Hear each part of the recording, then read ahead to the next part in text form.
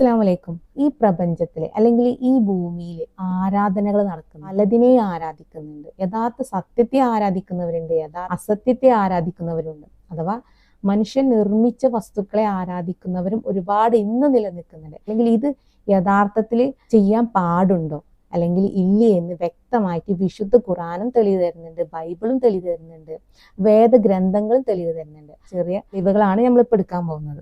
യജുർവേദത്തിലെ 32:3 ആ പരമാത്മാവിന് രൂപമോ വിഗ്രഹമോ ഇല്ല, അവിടത്തെ കീർത്തി അത്രമേൽ മഹത്തരമാണ്. ആ പരമാത്മാവിന് രൂപവും ഇല്ല, വിഗ്രഹവും ഇല്ല.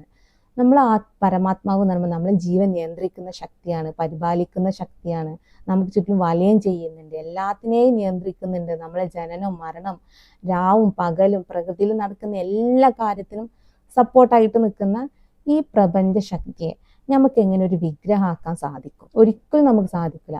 കാരണം അതിലപ്പുറമാണത്. ബൈബിളിൽ പറഞ്ഞിട്ടുണ്ട് സൃഷ്ടാവിന്റെ നാമം അത്രമേൽ മഹത്തരമാണെന്ന്. ഓരോ നാമങ്ങളും നമ്മൾ പഠിക്കുമ്പോൾ അത്രത്തോളം നമുക്ക് വേണ്ടി ഒരുക്കി വെക്കുന്ന ഗുണങ്ങള്, നന്മകള് നമുക്ക് എണ്ണിയാൽ അല്ലെങ്കിൽ പറഞ്ഞു ഒരിക്കലും തീർക്കാൻ കഴിയാത്ത അത്രയും ഗുണങ്ങൾ അതിലുണ്ട്. അല്ലെങ്കിൽ നമുക്ക് വേണ്ടിയിട്ടാണ് സൃഷ്ടാവ് ഒഴിഞ്ഞിരിക്കുന്നത്.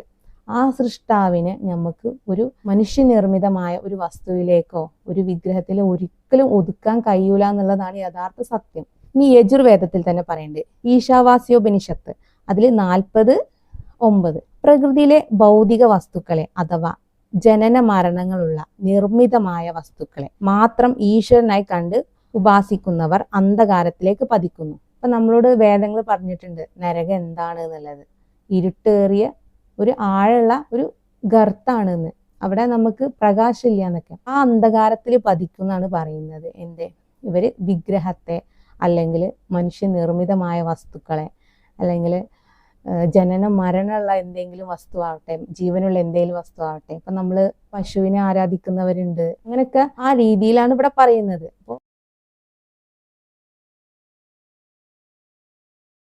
ഇവിടെ ഒന്നും സൃഷ്ടാവിനോട് നമുക്ക് പങ്കു ചേർക്കാൻ പറ്റൂല എന്നാണ് ഇവിടെ യജുർവേദം പറയുന്നത്. അപ്പൊ അവരെന്തായിരിക്കും? അവര് നരകത്തിൽ വന്ന് പതിക്കുന്നാണ് യജുർവേദം പറയുന്നത്. കാരണം ഈ യജുർവേദം തന്നെ പറയുന്നുണ്ട് എന്താണ്, സൃഷ്ടാവ് ഇത്ര അംശങ്ങളായിട്ട് വ്യാപിച്ചു കിടക്കുന്നുണ്ട്.